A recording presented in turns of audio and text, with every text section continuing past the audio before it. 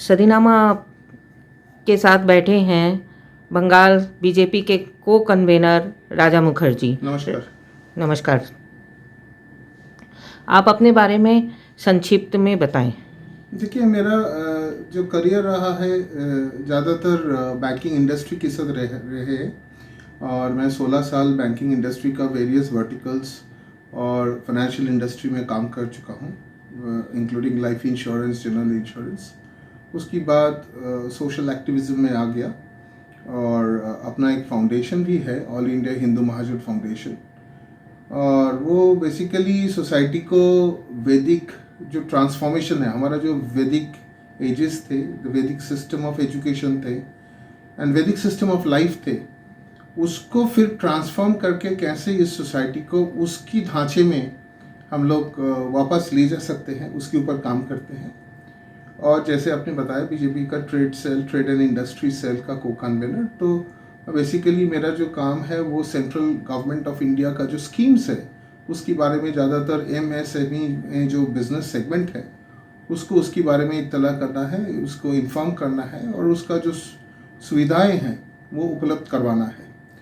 और अभी मेरा जो काम है इसमें फोकस्ड है कि ताकि बंगाल का जो इकोसिस्टम है MSME का, वो one of the largest in India और ये बहुत सारा एम्प्लॉयमेंट जनरेट करते हैं, इसको कैसे स्ट्रॉन्ग किया जाए इसके ऊपर मेरा फोकस है। मैं इसी के ऊपर काम कर रहा हूँ। धन्यवाद। अब मेरा दूसरा क्वेश्चन है आपसे। बंगाल आंदोलनों की ज़मीन है और इन आंदोलन में आप किसको महत्वपूर्ण मानते हैं और क्यों? देखिए, बंगाल के बारे में जब कोई भी बताएगा तो एक आंदोलन सर्वबृहत means the largest and it created an epicentre all over India, that is the Swadeshi movement. And the Swadeshi movement in 1905 triggered from the Lord Curzon's intention to divide Bengal. So वो जो बंगाल का unification और division रोकने का वो जो एक trigger हुआ, वो तो एक एपिसेंटर था। लेकिन इसके आगे भी ऐसा नहीं है कि बंगाल में कोई आंदोलन नहीं हुआ। जैसे सन्यासी आंदोलन हुआ, राइट, फ्रॉम 1763 टू 1800, वो बेसिकली एक जो पेजेंट्स है, जो फार्मर्स है, उनका द्वारा ये आंदोलन हुआ था। तत्कालीन बंगाल का, अनडिवाइडेड बंगाल का ढाका से ये शुरू हुआ। Later on it came up to the level of Bihar and more than 50,000 farmers and peasants were involved into that kind of a andolan. उसके बाद if I talk about any other andolan, that is the Neel Vidroh, right, which is called the जिसके ऊपर बंकिम चंद्र चट्टोपाध्याय ने लिख दिया नील दर्पण। Also Chittagong में master the जिसको हम बोलते हैं master the Surya Sen, right, that Chittagong mutiny, right, that is also something worth mentioning. So actually each of these movements have their own relevance and importance in the realms of time. But if one I have to highlight was definitely the the Swadeshi movement, which triggered from Bengal in 1905. One of the biggest movement that actually triggered nationalism and revolutionary nationalism and gave birth to the revolutionaries, and this spreaded all over India. मेरा तीसरा question है, बंगाल औद्योगिक रूप से कभी शीर्ष पर था और आज की तारीख में बहुत पीछे है, इस पर आप क्या सोचते हैं? देखिए, Bengal has gone through a lot from the partition to the very dark ages of the 70s, right, and there was a huge political transformation from Indian National Congress to the completely ideologically isodiametrically opposite the left bastion, which was led by the then CPIM and its allies, CPI and all. So we saw actually a power transformation between 1972 and 1977, until and unless in the 77 assembly, before the 1977 assembly elections, the negotiations between Janata Party, Communist Party of India, Marxist and others, it broke down, and basically West Bengal witnessed, त्रिमुखी जिसको हम बोलते हैं, triangular fight between Indian National Congress, Janata Party and CPIM, and where people of West Bengal undoubtedly gave a massive mandate to CPIM, and they came into power. And this was led by the party was then led by very iconic people like Pramod Dasgupta, Jyoti Basu, Himanshu Acharya, and others, right? Many of them had faded down into the history, but that was what happened. So basically, Bengal came into a ideologically isodiametric position wherein they were loggerheads with the central government. So there was one point of time when Bidhan Roy was the chief minister. We saw a lot of developments in Bengal, including the creation of Salt Lake City and Kalyani and other areas, right? A lot of industrialization happened in sync with the central government. But then gradually down into the late 70s, right, with a completely ideologically different government, there were a lot of political activism and there was a lot of political contradiction between the center and the state. And I believe presumably because of that, right, the potential that Bengal had before independence as a river port, right, and with predominance of industry from all over Asia, right, settling down on the bank of the Ganges, actually faded away. And then of course there was the revolutionary part of the left, which was the trade unions and their rights and their other policies, right, which ultimately made a final dent. Until and unless in 2011 the currently Trinamool Congress government took over, right, again through a huge mandate of the people of West Bengal. And there also we have seen a very, very hollow kind of policy making. Land reforms were not looked into, right? Freehold land was not something that was advocated. Bengal has been always very sensitive about land acquisition. So land and land reforms department, basically did not look into this as a priority. The industrial bodies which were there, like West Bengal Industrial Development Corporation, do not take it as a prerogative and priority to have land reform at its helm of policies. And basically because of the lack of policy and lack of freehold land availability and the entire tedious process of acquiring land, I think industry has faded off from Bengal. Also the trade union movement and the way the trade union movement has transpired over the decades is majorly responsible. कभी कलकत्ता 4 बैंकों का मुख्यालय था, जैसे Allahabad, UCO bank, UBI bank आदि। आज finance field में आप बंगाल की स्थिति कैसे देखते हैं? देखिए, बात वही है जो मैंने आपको already in the previous interview मैंने बताया कि the industry has basically moved out of West Bengal और कोलकाता पर से because of one reason of policies and the ease of doing business. And gradually we saw the southern part of India and northwestern part of India gradually transforming.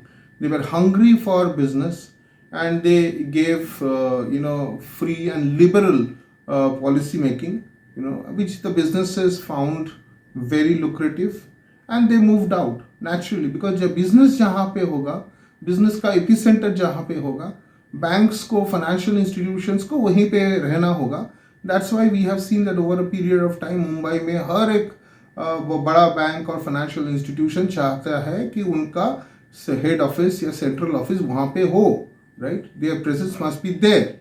So this is a transformation which we have seen over the time, that once which was the epicentre in Kolkata और Bengal, right, where Bengal did a huge lead pre-independence, was gradually transformed to the west, and also south also did a very good job with cities like Karnataka and Tamil Nadu, right, having their own policies over a period of time. Especially we saw during the 80s and the 90s, some of the iconic leaders, they have transformed their states and drew huge amount of foreign direct investment and hence boosted the local industries as well.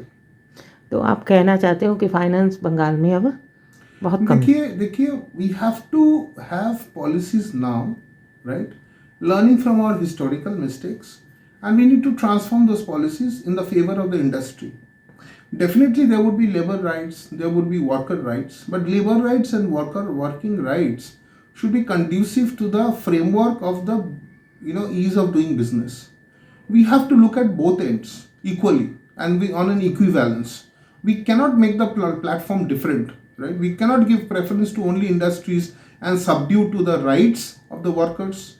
Also, we cannot bring the worker rights to such a hell that industry cannot perform, right? So we have to do that. Another very important thing is that the government of West Bengal should take a call whether they want industry or not. If they want an industry, and I'm talking about heavy industries, तो because अभी जो आप ultimately, अभी आप जैसे टाटा का आप देखें, टाटा ने केस जीत लिया, तो उसके पर आप क्या बोलना चाहेंगे? देखिए, this is something which is a part of what should I say, arbitration, right? If you ask me my personal opinion, I'll give you my personal opinion. I will not share what party thinks and all, but my personal opinion is that Tata as a business house had lot of option other than Shingur, right?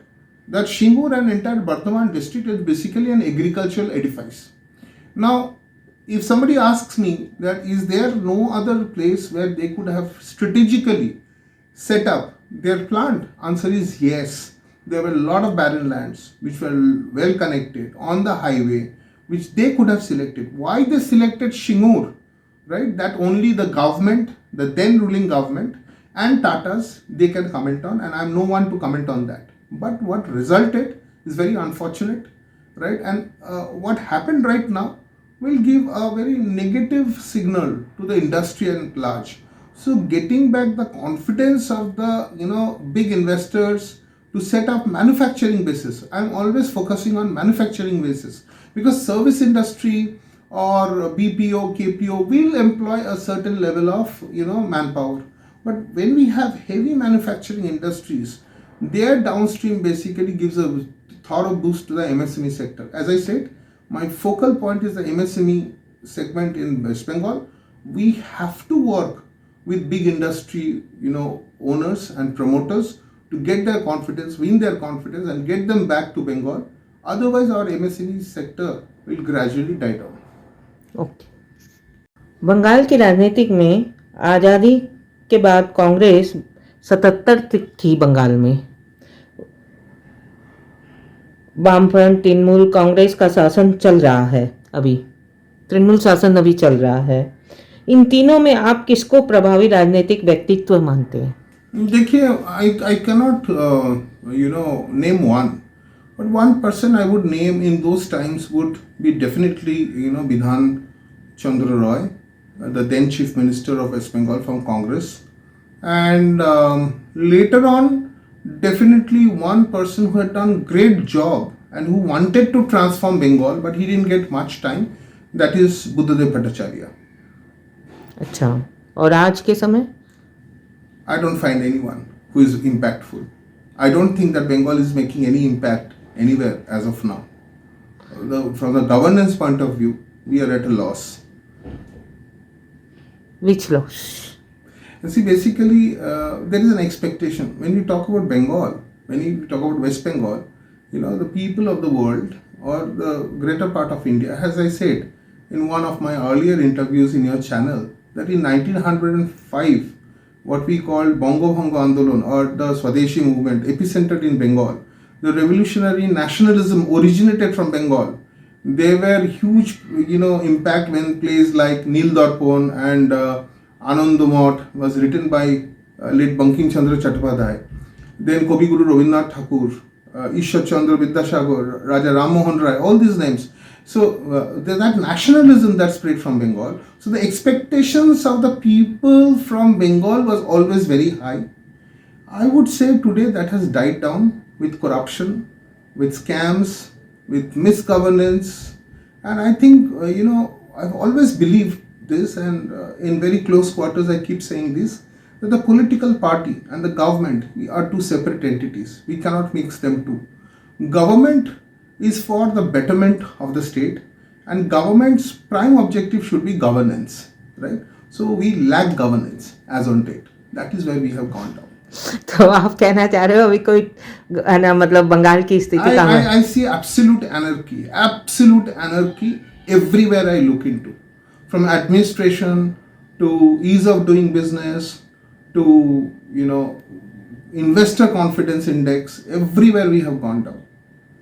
We need to, you know, restart and start afresh. धन्यवाद राजा जी, आपके साथ मैंने बहुत देर आपसे बहुत सारे question भी किए, आपने उनके उत्तर भी दिए। सौभाग्य है आपका चैनल हमारे पास आए। बंगाल का जो दर्शक हमें देख रहे हैं सबको और पूरा भारतवर्ष का सभी दर्शकों को मेरा आने वाला दिवाली, छठ पूजा और भाई दूज का बहुत सारा शुभेच्छा, नमस्कार और बधाइयाँ।